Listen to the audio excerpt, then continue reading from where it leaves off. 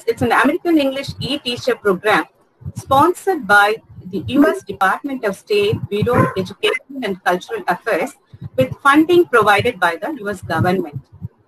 So he started his teaching career in 2013 in the American College Madurai, and at present he works in Christ Academy Institute for Advanced Studies, Bangalore, since July 2019. His research and teaching interests, it covers a wide range of domains, like teaching and testing of speaking skills, literary theories, cultural studies, film and literature, English for mass media, visual literacy, critical watching. The list goes on like this. He has visited many countries like Dubai, Kuala Lumpur, Singapore, Hong Kong, Sri Lanka for presenting papers and chairing technical sessions. He has also published in various international journals and presented many papers in international forums. And it's quite interesting to know that his articles reveal his proficiency in diverse areas like music and sports. He has used these things as pedagogical tools for language teaching. And he has also given a good number of invited lectures, acted as chairperson for technical sessions, and conducted workshops in various colleges and institutions in Tamil Nadu, Karnataka, Kerala. And he has even participated in the talk show hosted by Mr. Gopinath in Star, which I quite interesting, right? So he's also a member of professional bodies like IIFL, GSOL, and LTAL, and a person interested in theatre also. Had been an actor, voice and dialogue trainer in the American College. Dr. Jiresh, really we are fortunate to have you, this multifaceted personality, as a resource person for today's session. And I personally thank you, Dr. Jiresh, for being here. And now I invite you to take over the session.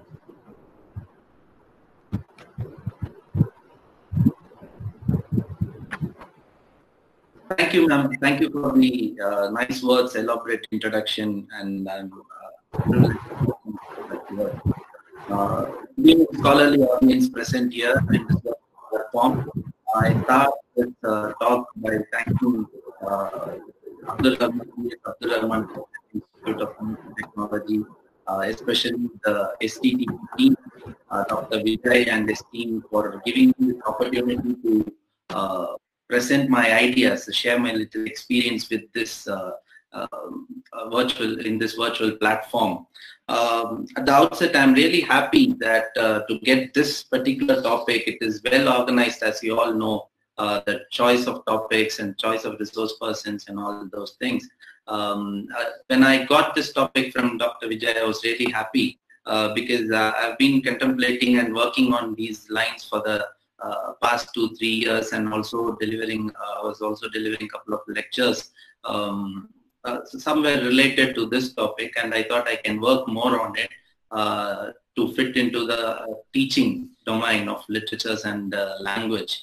I was more happy when I learned that the first resource person for this STTP will be my guide and supervisor during my MPhil and PhD research.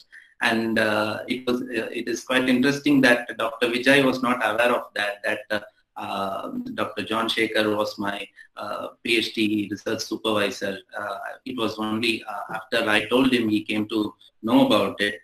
And why I'm saying this now today is that my talk on applying theories in teaching language and literatures will be on the lines of what we listened to on the first day, based on quality assurance in research in terms of language and literature. So I'll be talking about the optimum use of theories, and how do we internalize them, and how do we use that in teaching language and literature, based on my little experience in teaching language and literature and doing some research in language and literature. So with this introduction, I'll get into my lecture for this day. I hope Dr. Vijay would share the screen. Yeah, of course I will. What do you want me to first share, Dr. Jiresh? Is it the PPT or? Yeah, PPT, yeah. Okay. Yeah.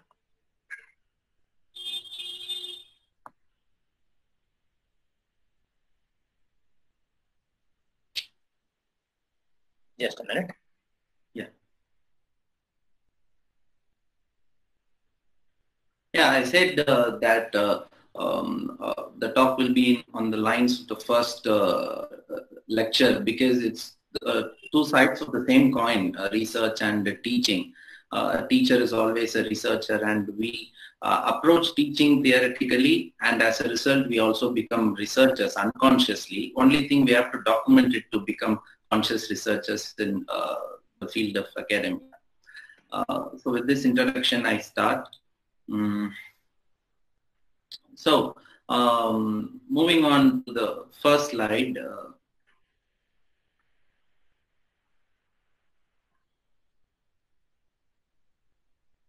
Yes. So I thought I would start with just talking about the objectives of English studies as an academic discipline. And these points I found from the various curriculum syllabi of various universities and colleges, predominantly in India. I left out a few of the objectives, but then I found a few here. That is quite important, pertinent to understand the essence of English as an academic discipline. So as you can see, an academic discipline, English studies as an academic discipline encompasses language, linguistics, and literature. And the objectives, as we all know, it starts from the basic honing English language skills. And more often than not, the students who wish to enroll for a BA English degree or a course in English, their distant dream is to communicate in English.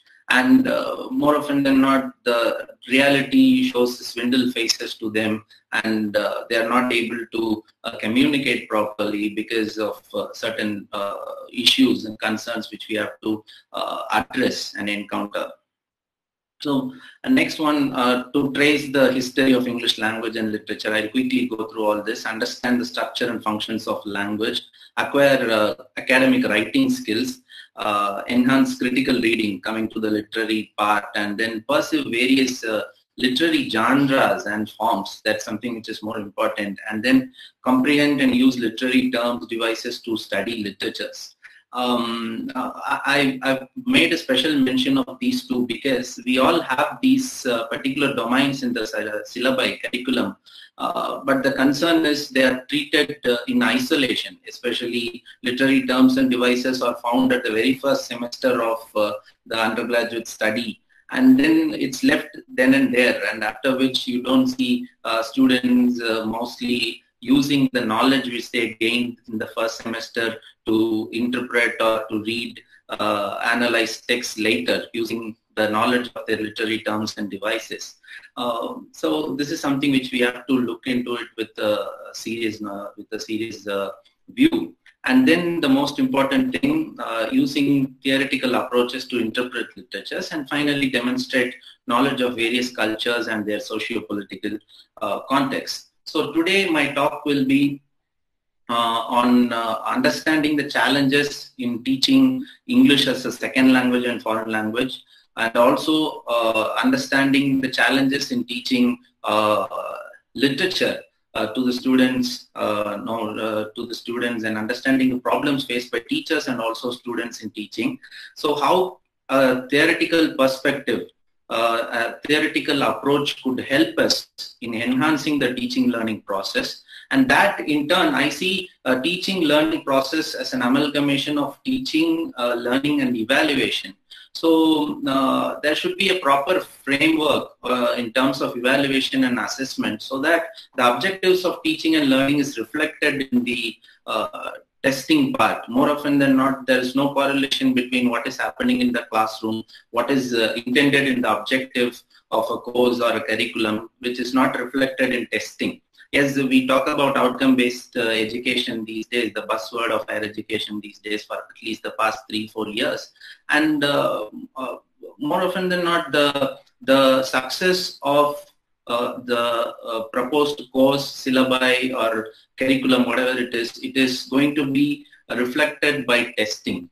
So an effective evaluation is also needed, and there are certain theoretical approaches to evolve practically effective evaluation strategies also. So I'll also talk about that, and I'll share my experience as a language teacher and researcher with a couple of materials I have. A few which I did during my PhD research, and one or two which I did during my stint with the Trinity TESOL, the course on the basic level 5 course on teaching English to speakers of other languages. And also I have a couple of literary texts with which I'll try to demonstrate how a theoretical approach can be, theoretical reading can be done using the excerpts from a couple of texts. And finally, I would conclude this with a few points, takeaways to look beyond, to look for the future, the way ahead, how we can refocus, revitalize, and look into the future as teachers in this digital age. So this is going to be the design for this lecture. So to start with, the challenges in teaching ESL, English as second and foreign language, or English as second language or English as foreign language. These challenges I identified during my research.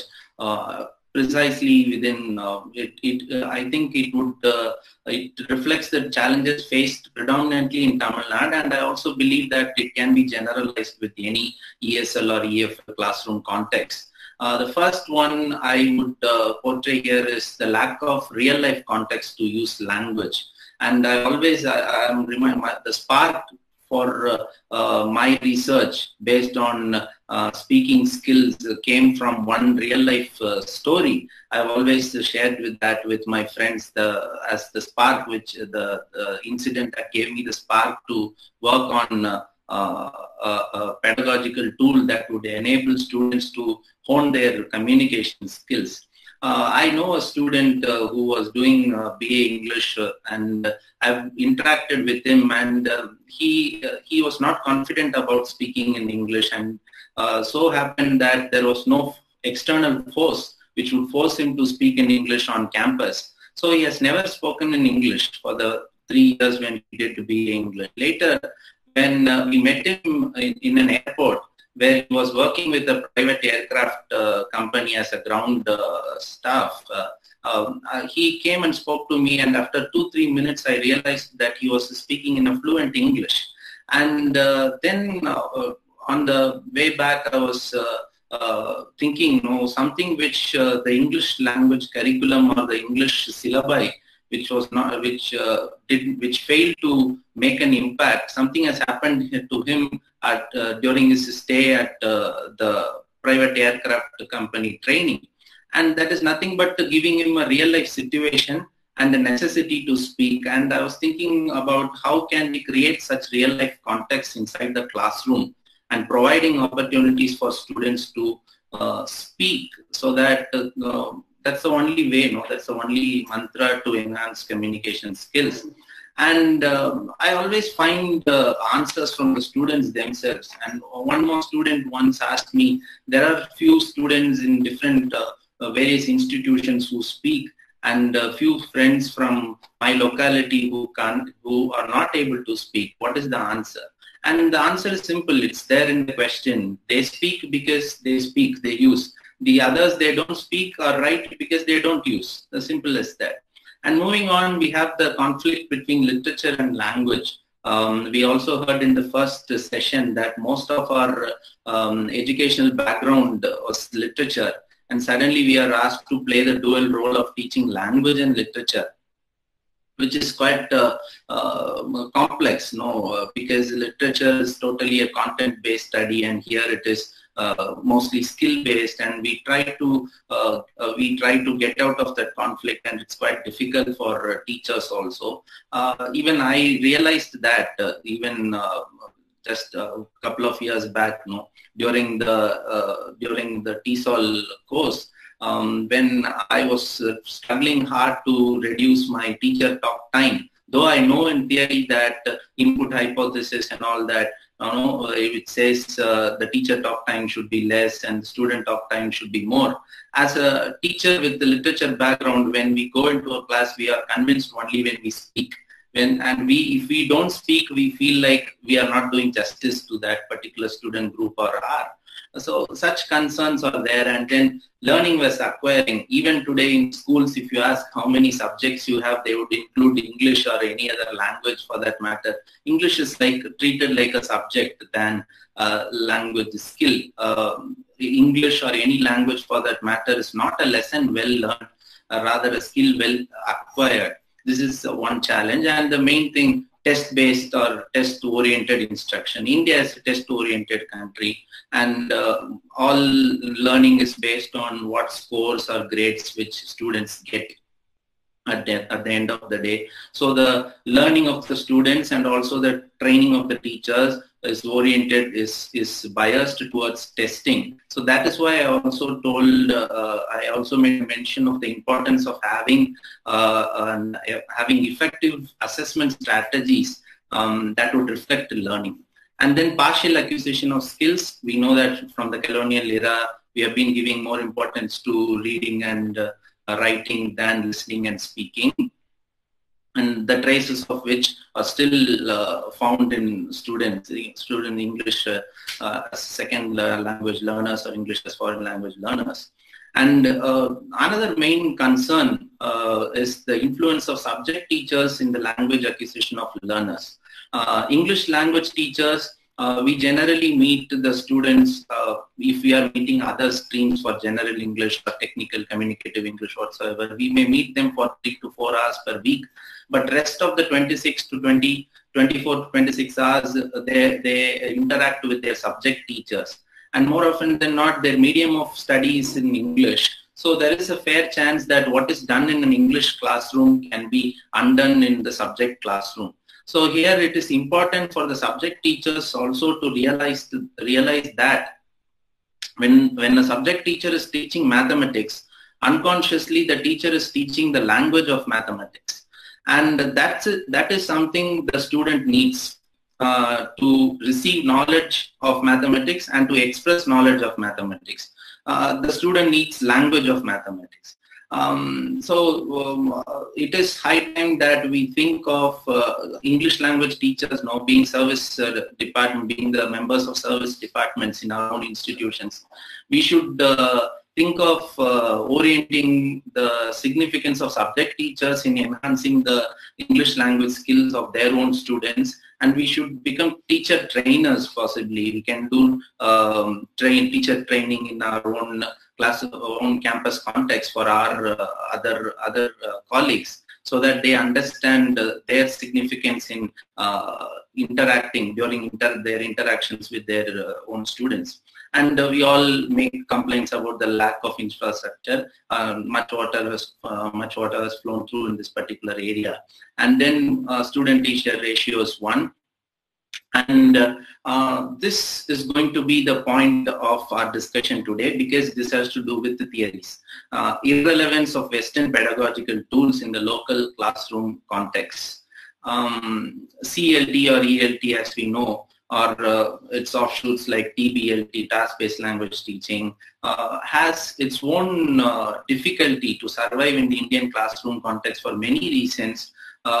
One is India, the classroom context believes that the teacher speaks and the students listen, and anything which goes against that spirit, even students would end up thinking that this teacher is not doing justice to what he earns, what he or she earns. And in that context, why do I use the word irrelevance? Because it's not that we are not going to learn Western pedagogical tools, theories, or strategies in language acquisition. Irrelevant at some point in time, because, for example, I was attending a workshop on task-based learning maybe some 6-7 years ago. And the American instructor was really engaging and doing a good job, making us all to work, all the teachers and researchers to work. And at the end of the workshop, there was a question from one researcher asking, will it work in a larger classroom context? A simple question which will linger in the mind of any Indian English teacher. And the reply was that, well, it will perfectly work in a larger classroom, which will even have 30 to 40 students. And there was a sudden burst of laughter in that particular hall because 30 to 40 is an ideal class in the Indian context, whereas for the Western setting, it is a larger classroom. So we should look into ways in which we don't really adopt Western pedagogical tools. We should move towards adapting ADEPT, the post-colonial idea of appropriating them in the right way, or even evolving our own theoretical frameworks. So with that lines, I'll be approaching this talk in the next few minutes.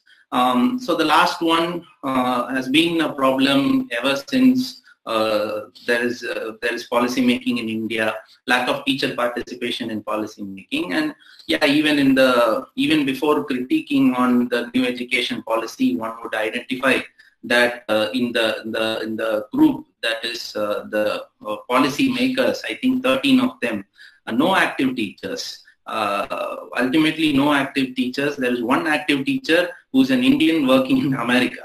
And there are few former teachers who are former vice chancellors. By virtue of the office, they would have stopped teaching at least 10 or 15 years before. So no active teachers. So teacher participation in policy making to convey the ground reality and to is missing.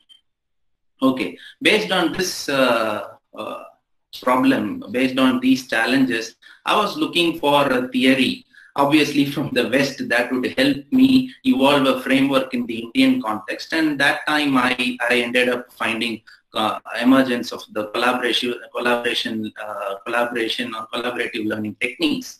So that is based on the following tenets which I have given here: the interplay of theory and practice is possible, the interdependence of epistemology and authority, the effect on critical thinking, and conceptualization of knowledge, the placement of power and authority in the student and teacher relationship. And that's where we need a tweak. What will happen in the Indian classroom context if we give more power to the student? Learner autonomy. We speak a lot about learner autonomy, but in an Indian classroom context where teacher is always foregrounded, will it work in an effective way is something which we have to look into. And then the rise of democratic ethos of social equality, consensus in the social interaction. So we think about a learner autonomy or learner-centered classroom, but then in the Indian context, the major reason is something which is social, which is cultural, because in the Western context, mostly students pay for their education, or at least they take loans for their education. Here, the responsibility majority it lies with the parents, and you can't find students taking up responsibility in terms of learning. And at that juncture, learner autonomy or learner-centeredness will not be that effective in the Indian classroom context. That's the reason why we have to find ways to appropriate them in the right way to fit the needs of our local classroom context. Next slide, please. Yeah, so the collaborative progress works on this, positive interdependence, individual accountability, face-to-face interaction, interpersonal and small group social skills, and group processing. Okay. Next slide, sir. Okay, so this is the framework which I evolved based on the existing theories found in CLT or collaborative learning, based on language acquisition device by Chomsky, input hypothesis by Krashen, scaffolding by Brunner, or zone of proximal development by Vygotsky. I wanted to find a framework that would fit to the needs of the Indian classroom and would address the challenges of the Indian classroom. So this EEE framework, like establishing learning communities within the classroom. Remember the problem which I found in the classroom, like the absence of real life context. So we need to provide real life context. So we have to create an unconscious kind of learning communities within the classroom where students can use language. There we can make use of or exploit the resources of heterogeneity in Indian classrooms, at least at the higher education level, where students come from different socioeconomic backgrounds, from schools ranging from IB or ICSE, CBSE, matriculation to the state board, different mediums and all those things. We can assort them in different groups as learning communities, so that everyone becomes a learner and also a person of resource in that particular group. Each one who is strong in accuracy or one who is strong in fluency would help each other. When the learning community understands that they are supposed to depend on each other in a positive way. And then employing collaborative learning strategies. Again, the problem with collaborative learning strategy as a theory is that it is very less structured. It gives learner the autonomy to determine their learning. And such a thing wouldn't work in the Indian context, because we expect the teacher to do something. To most of the students, they want the teacher to take care of their learning.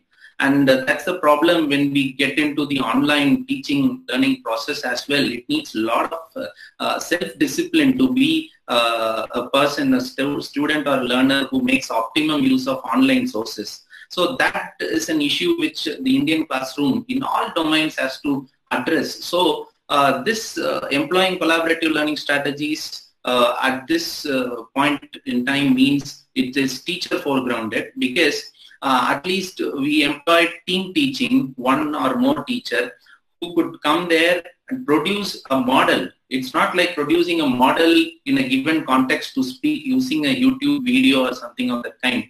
Real life models, teachers, they speak and they become one among the learners. They become the senior most learners in the class, and they not only facilitate the process as in the Western idea of collaborative learning strategy. Here they take part. Western idea of collaborative learning is teachers, they lead and they lead the students to take care, or they determine the course of learning. Here the teacher is present to determine and govern the process of learning, even though we can't determine the product of learning, whereas we can govern the process of learning. So by which what I'm trying to say is, all of us, when we use theory in language teaching, we have sound theoretical knowledge, but more important is to evolve locally appropriate modules. We have to produce locally appropriate modules which would suit our classroom context. And the next one is the last one is evaluation during the process of learning. That's something I told you is very important, because if teaching and testing are placed apart, there is a larger dichotomy, and high scores sometimes will not reflect the skill which is enhanced during the process of learning. So evaluation must happen along with the learning. Therefore, it reflects the progress and process of the learner. So what are the challenges of a test-oriented approach? We have to come out of that, and we should find theoretical approaches that would help us to introduce dynamic testing, which is effective in terms of reflecting the learning which is happening in the classroom. So this slide proves as tests have led students to focus on performance over learning, and they have caused teachers to focus on tested skills. Teachers are made in a way coerced to focus mainly on skills that are required to get them over the line during the test, right? So what happens? It instills fear. It results in content teaching, as in subject. We do that in language also. Mostly in the university syllabi, the grammar part, everything, after you teach tenses and then you test them with a semi-controlled practice. You'll have fill up the blanks to make. You'll be given a verb which you should use it with the right form with accordance to the sentence. And it is a semi-controlled practice. But then for example, if you teach future perfect and if they are not able to use it in context when they talk about their 5-year plans, what they would have completed by the end of 5 years. If they are not going to use it, what's the use of learning tenses? So That's why it's more important that we teach something which is more than the content. And then moving on, the partial acquisition of skills is possible because we can test a few. Testing a couple of skills is difficult and it's complex, so we easily evade. And there is always an idea that listening cannot be taught and tested, or listening cannot be taught also. There is a fallacy. People think that it can be only acquired and it can't be taught. Certain things happen because of the difficulty in testing, the practical difficulties in testing such skills. There is a lot of dichotomy between test scores and competence, and then students are only goal or product driven and not process driven. It lacks real life context because it is a kind of a simulation. It's not a real life thing, and it gives negative impact. It creates negative impact on teaching as well. Yeah. Next slide. So this, most of you would have heard about this framework, learning-oriented assessment, another theory. So I'm introducing it here. You would have heard about it. It's predominant for the past 5 to 7, 8 years in the academia, where people use this as a dynamic assessment strategy to involve all kinds of non-conventional testing to create the balance between learning and teaching, learning and evaluation. So you'll see what an LOA means. Learning-oriented assessment locates learning at the heart of every assessment context. So whatever learning happens, there is also an assessment which is conscious or unconscious, right? And the teacher role will not end until there is a feedback system which helps in the progress of the learner. Next slide, sir. Why do we need learning-oriented assessment? Why do we need this kind of a theoretical approach in terms of teaching, learning, and evaluation of language to achieve objectives of the teaching learning process, to bridge the dichotomy between teaching and testing? Because it happens during the learning. And mostly testing happens in the real life situations, and testing is not simulated here. It's not standardized. So since so many non-conventional tools of testing are used, it ensures interplay between theory and practice, because students know a lot about language, and when they do not know language, the problem is because they would have even scored high marks in the general English papers. That doesn't matter when there is no proper enhancement in communication skills. So a learning-oriented assessment would address these issues. And this would reduce anxiety and monotony and enhance the rapport between learners and teachers, that will in turn help them grow as close learners, that will in turn help them grow as a learning community. Sir, now I request you to share that Word file before we get into the literature part.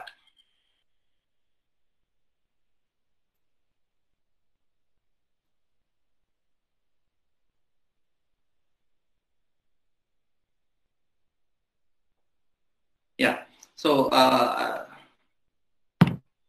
okay, this is kind of an activity which also involves evaluation, which I conducted when I did the TESOL. So the problem which I found with those students was based on, maybe it was due to L1 transfer, or what you call mother tongue, what we call mother tongue influence, that since I was working with students from Malayalam speaking students who are IELTS aspirants, most of them, like 50 to 60 students, who are IELTS aspirants. Any inauthentic pronunciation would impede, communication would, that would result in negative scoring in terms of IELTS. So there is a phenomenon in these learners when they use voiced consonants in place of voiceless consonants. That comes to them naturally, and if you give them certain set of words, new words also, even when they read or articulate, they would read it compulsory, angle, control, temple, bench, that way. So, which they were not even aware of this inauthentic pronunciation. Maybe we could say that even this can be accepted, because Americans, when they pronounce a city as a city, the world accepts because they are native speakers. But that cannot be case. That cannot be the case in these learners. Because they are all IELTS aspirants. This sometimes impedes communication, because when they mean to say ment, M-E-N-T, they may end up saying mend. So that gives a different meaning altogether.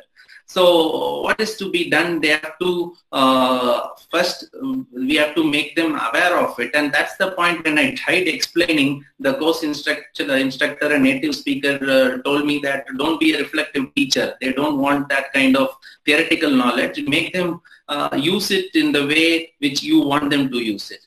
So this checkbox activity is a pair activity where we teach them on how to differentiate voiceless and voiced sounds by understanding the resonance which happens here, so that the pair makes the other to pronounce, and they make a tick mark when the voiceless consonants are pronounced in the voiceless manner.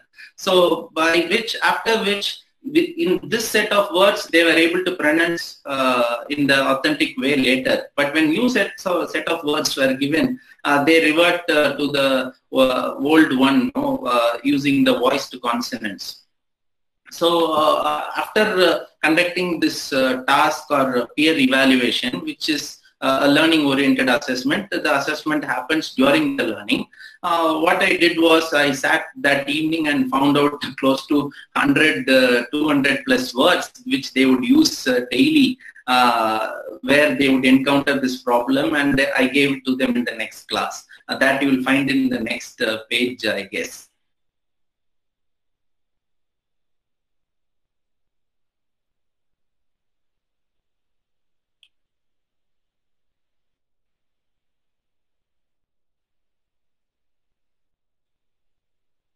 Yeah. So all these words which they use quite often when they introduce themselves, when they talk about their family in the IELTS speaking component, these words, they had this problem. So for them to practice and for them to understand that voiceless consonants are pronounced, should be pronounced in the voiceless way. Especially when it is followed by sounds im and ma and na, the problem appears. If you can see in those words, you will understand. Likewise, we are all prone to such errors. It would take someone to find such kind of L1 transfer errors in Tamil-speaking native speakers of Tamil who try to speak in English. So we find problems from students, problems of the students, and we try to approach it in a theoretical way. Why this happens? L1 transfer leading to fossilization. They do it again and again, it gets internalized, and then we try to rectify it using a theoretical framework or an approach. And it doesn't end there. We need to evaluate them, evaluate the process, and that should happen during the process of learning. So this is my idea of teaching, learning, and evaluation with a theoretical approach in terms of language is concerned. Now we can move on to the PowerPoint, sir, literature.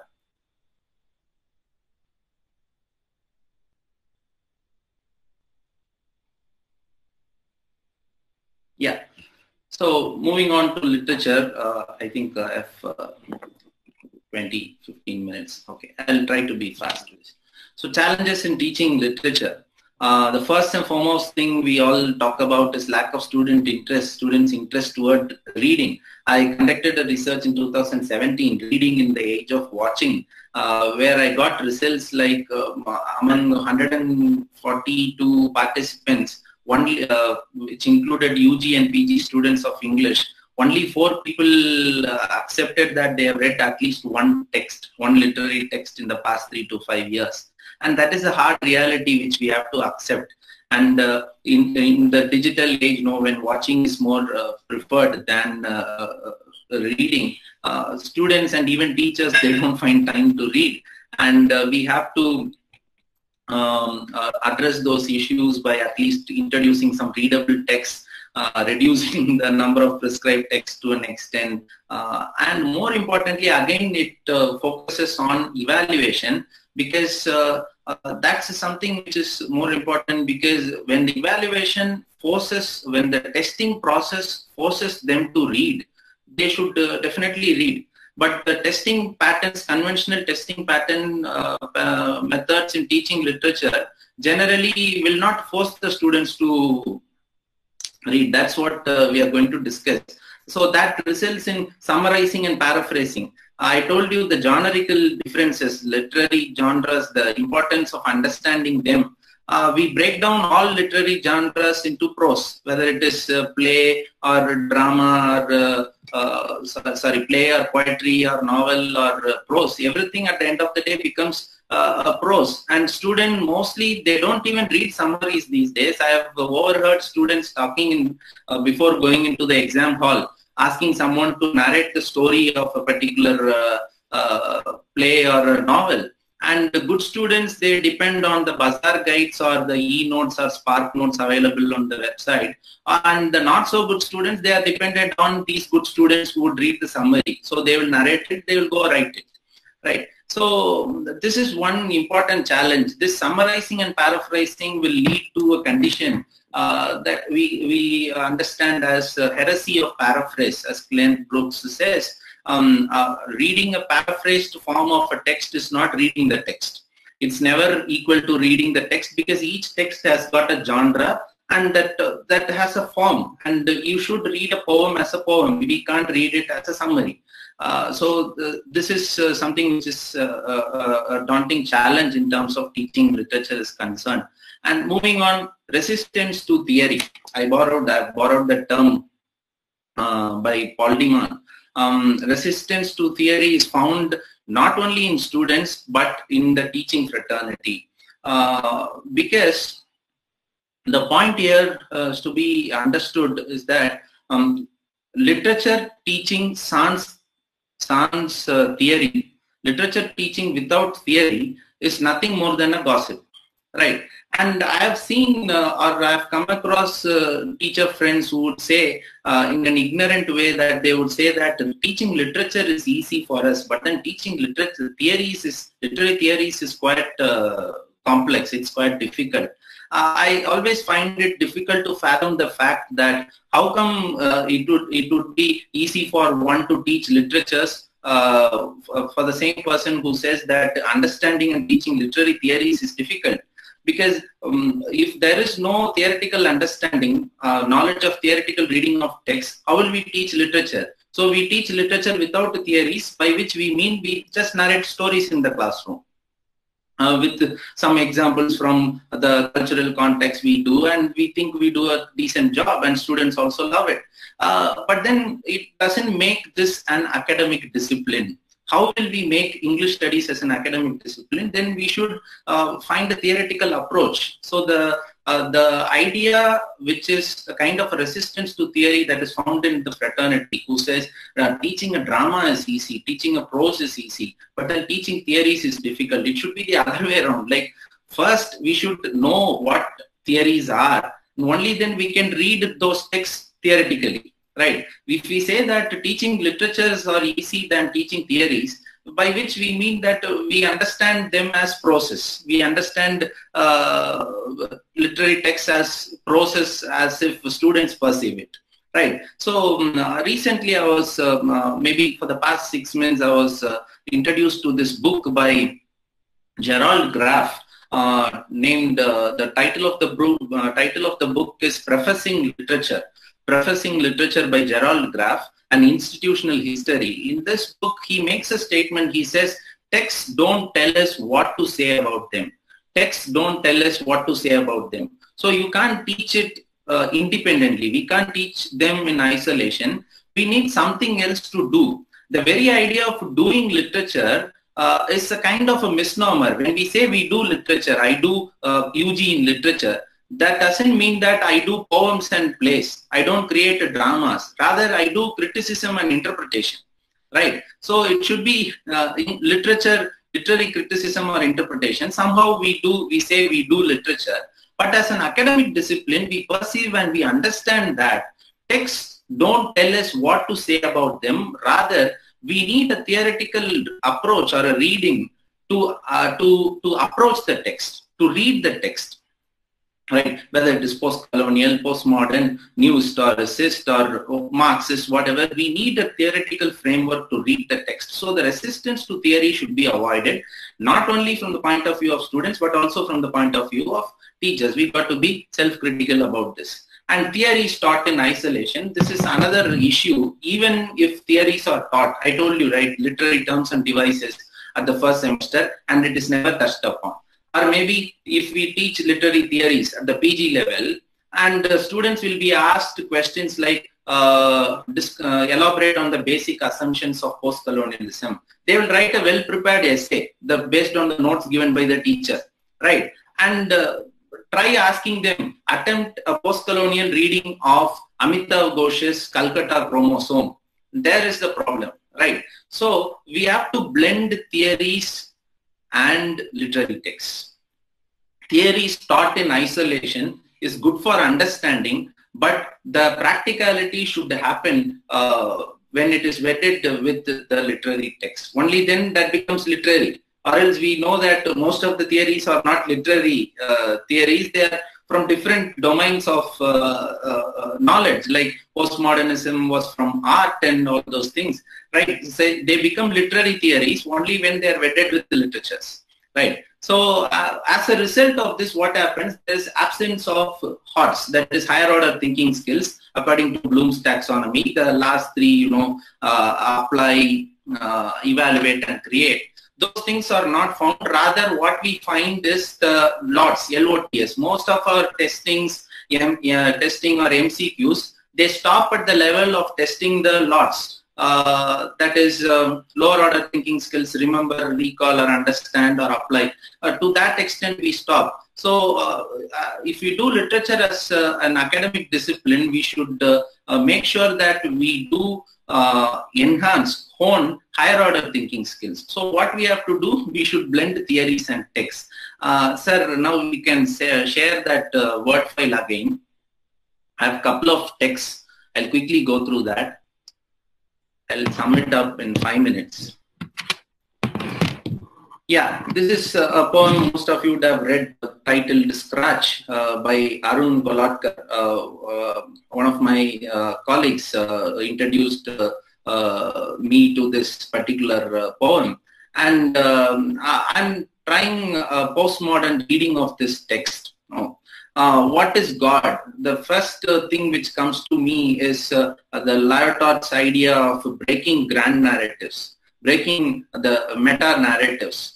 Maybe this person is inspired by E. Cummings of the American Poetry School, because the way in which the word God, the G is not capitalized. In that point in time, the grand narrative is broken. And then we move on to the next line where we see what is stone and what is stone, because the stone turning into God by the labor of an individual. So the grand narrative is broken, and he finds God in the absence of it.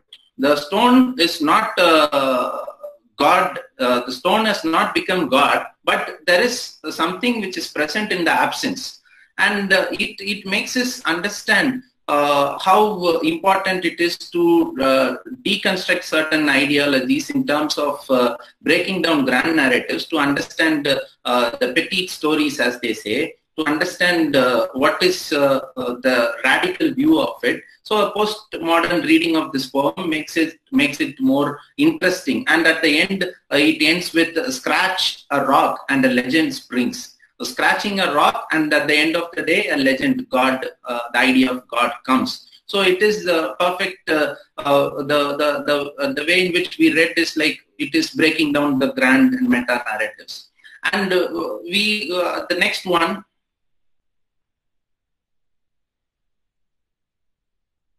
yeah, I'll quickly complete this. Excerpts from Midnight's Children. We know it is a postmodern text. We know about magical realism and all that.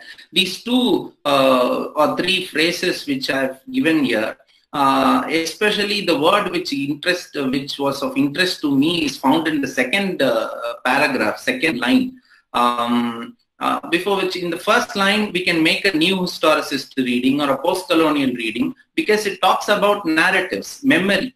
And though it talks about the fragmented thinking or the non-linear memory as memory stands per se, and we can also read in a new historicist way to find memory as something which is recollected because of the dominant narratives. And there are several counter narratives which are subdued, evaded because of the power structure, which we can read about it, right? Especially in terms of Midnight's Children, it revolves around partition, and the dominant narrative in this side of the story, at this side, is something different, and when you find it on the other side, that is the border beyond Punjab, the dominant narrative is different, and the dominant narrative that is found in Jammu and Kashmir is totally different. So there are quite a lot of alternative counter micro narratives which has never come to the foreground because they were evaded by the dominant narratives. So our memory is based on the dominant narratives, right?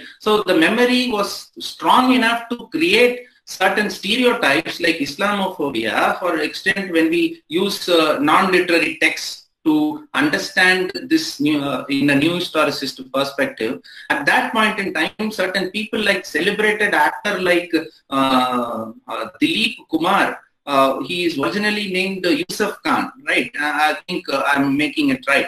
So he has to change his name to accommodate himself within the Indian narrative, because such was the power of the dominant narrative, which had an aversion towards a particular religion. So his narratives can be a counter, alternative, or micro narrative, but at the end of the day, he had to change his name, identity, and everything to get himself accommodated in the popular culture of India. Whereas when we look at the same way how Southern India viewed this particular issue at that point in time, or even now, was quite different. Southern India is known or stereotyped for its docile nature. Here, a man named Dilip in Madras, Chennai, was able to change his name as A.R. Rahman, and he was well accepted and celebrated. Such differences we will find in the non-literary text, where we understand the counter, alternative, and micro narratives. So this is an attempt to read this in a new historicist perspective. And I told you about an interesting word that is found in the second paragraph, which is instruct. Instruct. And that in a country where the truth is what it is instructed, we can read it in a post-colonial perspective, where the narrative of the colonized is narrated and popularized by the colonizers' perspective, or we can read it from the Marxist perspective, even again from the new historicist perspective. How can we read this in the new historicist perspective? Instructed is the dominant narrative. The truth which is instructed is the dominant narrative. Alternative counter narratives are found in non-literary texts. We'll go search for it. Or even in the characters in Midnight's Children would reveal certain alternative or counter narratives. And again, the word can be read through a Marxist perspective. Marxist reading can be done, because I'm reminded of the theoretical perspective called interpellation, right? Interpellation as popularized by Louis Althusser, which talks about how we encounter and understand the culture and its ideals based on the narratives found, the popular predominant narratives found. So a Marxist perspective can also be attached to this reading. And finally, the last paragraph, it talks about the independence. This independence is for the rich only. The independence is for the rich only, and the poor are being made to kill. Again, we can make a subaltern or a Marxist reading that would remind us of certain intertextual references like law grinds the poor and rich rules them by Oliver Goldsmith, right? So because even we talk about appropriating certain colonial practices, then there is the dominance of certain, dominance and monopolizing of certain superior castes, the so-called higher classes in the colonized nations, which will enjoy the privileges of independence. For example, the game of cricket, people say it was a Victorian game. Now it is appropriated by countries like India. But then who appropriated it is one particular class of Indian society, though we attribute quite a lot of nationalism and national flavor to the Indian cricket team. It is not merely national in terms of adequate representations, in terms of diversity. So it can be read in that way also. Thank you, sir. You can move on to the slide. Yeah.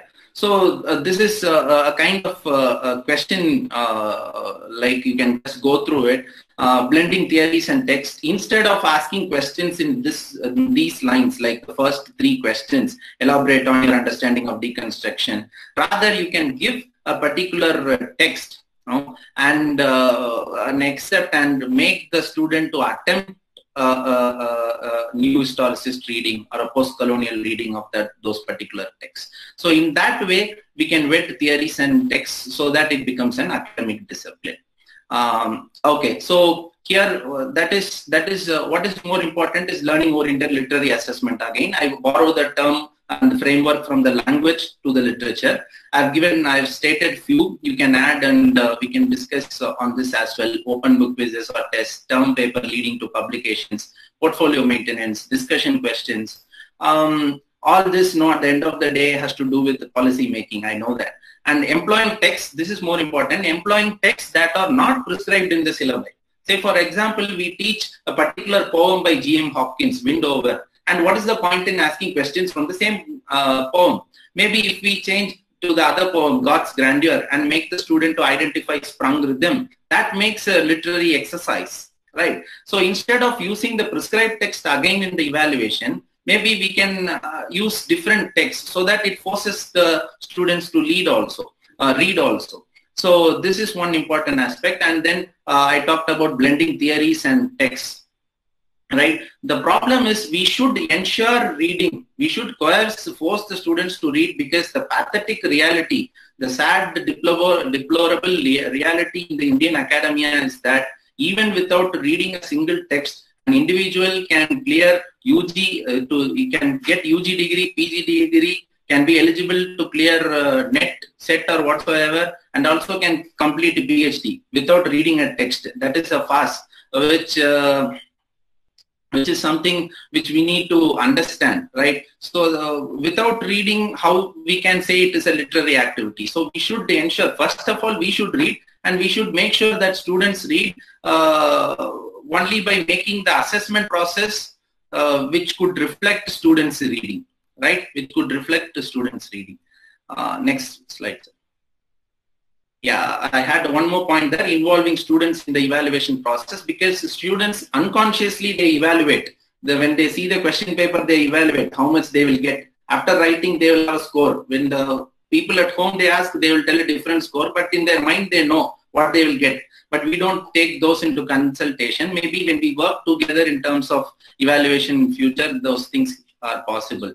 So what is the way ahead as an ESL or EFL teacher? Identify learner concerns, problems, approach them theoretically, produce locally appropriate modules, evolve effective assessment strategies, right?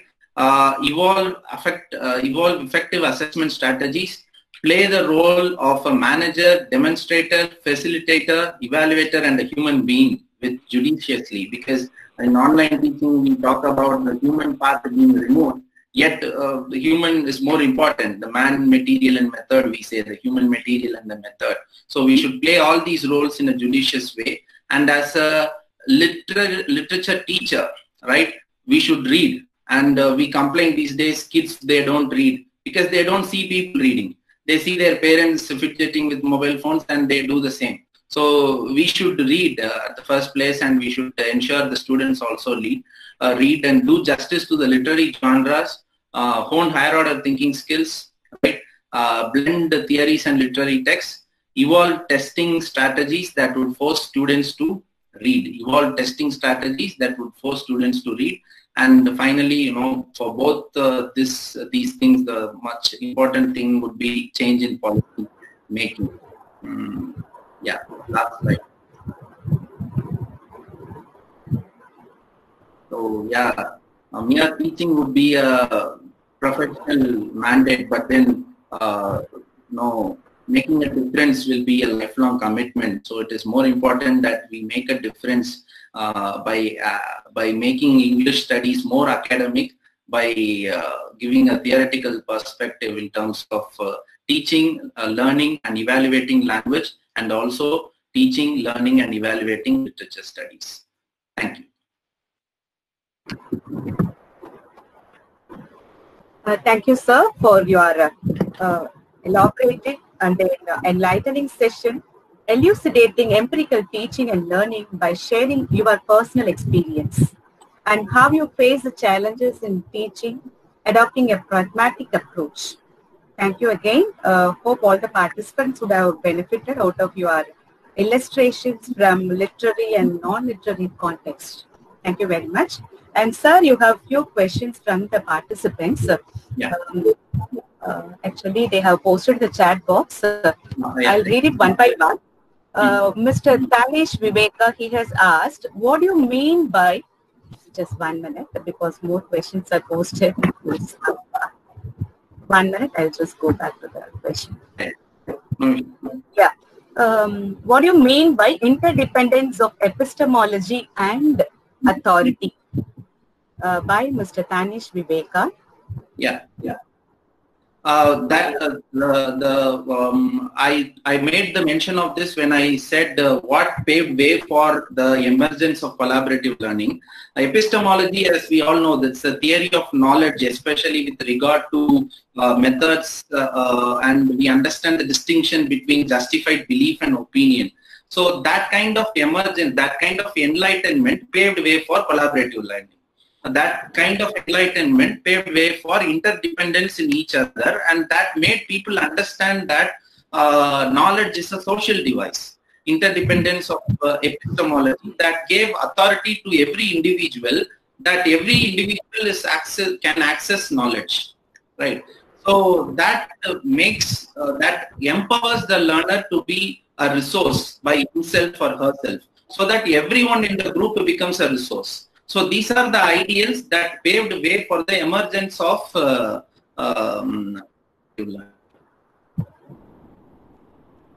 this is one of the ideals that paved way for the emergence of collaborative learning. Thank you, sir. There are two participants who have asked this question, Sri Komati and Ganesh, like how to apply theory in research. Actually, in thesis writing and research, they are asking how to apply theory. Yeah. Okay. So since I was asked to speak on teaching, I confined my my talk to using research in teaching literature.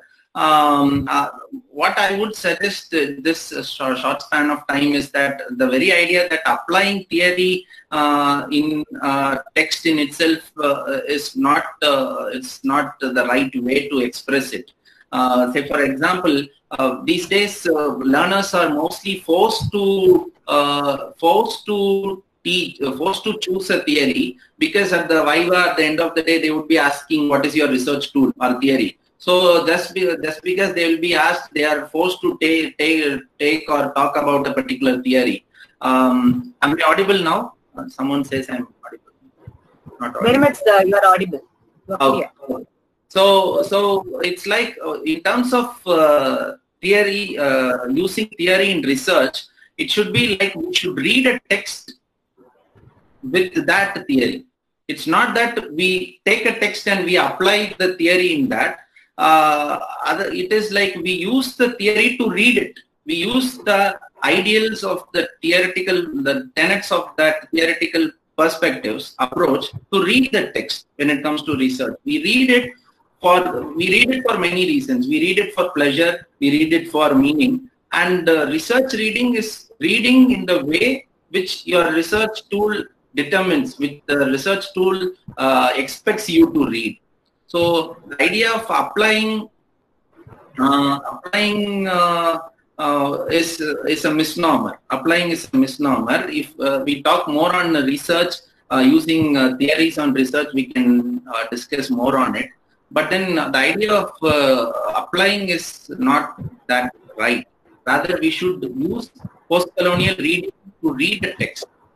Use postmodernism to read a text, rather finding the ideals and applying on it. Thank you, sir.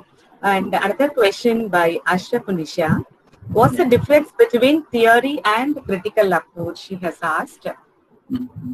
Theory is a set of reading strategies, I would say. When Derrida, he talks about the deconstruction, he says it's not a theory per se, rather it is a way of reading. It is a way of reading. So whereas critical approach is we have a kind of set framework or a form in mind, and then we approach a text. That's an older idea, right? We have like the touchstone method or something of that kind. We have certain yardsticks and we approach the text based on that. Whereas theoretical it's a way of reading. It's a way of reading. Criticism, they say it is not fault finding or truth finding. You have certain yardsticks and then you approach the text. Whereas theoretical reading is a way of reading based on the theoretical understanding. Deconstruction is a way of reading. Postmodernism is a way of reading. It's not that you find out whether this is here, this is there. Rather, we read it that way. Okay, thank you, sir.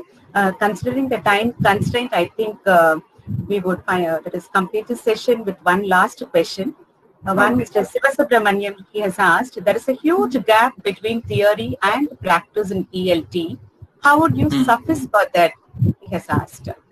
My idea is to find, that's what I talked about, to find effective evaluation strategies, effective assessment strategies that would bridge the gap between theory and practice. The problem which sir addresses here is because of the fact that most of our testing will not reflect what is taught and learned.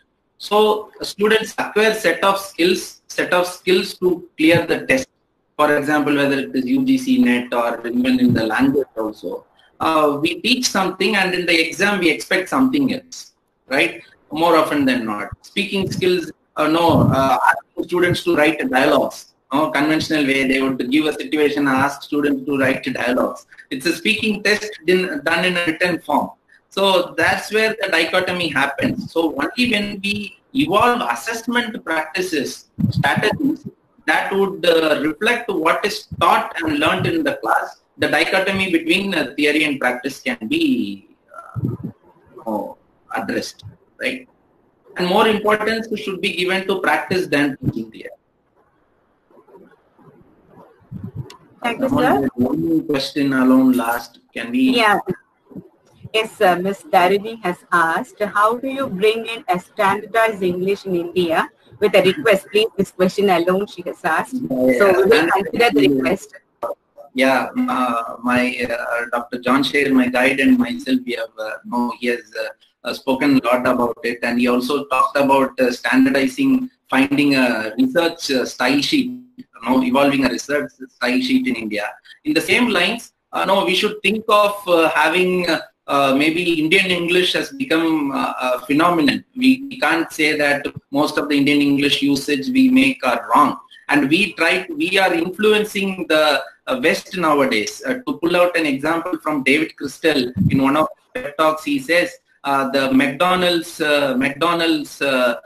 slogan is, "I am loving it," which is very much an Indian English, using the present continuous. If like an old American father would listen to it and think, "Oh, what is it? I'm loving it." You should say rather, "I love it." How do you say I'm loving it? In that way, our diasporic population, we influence the English of the West also. So it's high time we evolve exam testing patterns like IELTS. Malaysia has it. MELS, they have MELS, which is a testing standard which is required for students or people who work or study in Malaysia, because they have a peculiar way of writing and speaking also. They use almost a phonetic language. They have phoneticized English. If you go to train stations, you find a K-A-U-N-T-E-R, counter, taxi, T-E-K-S-I. They have phoneticized. No, they have made it more phonetic, right? So they have a separate exam kind of thing to standardize their language. Likewise, we should think of that.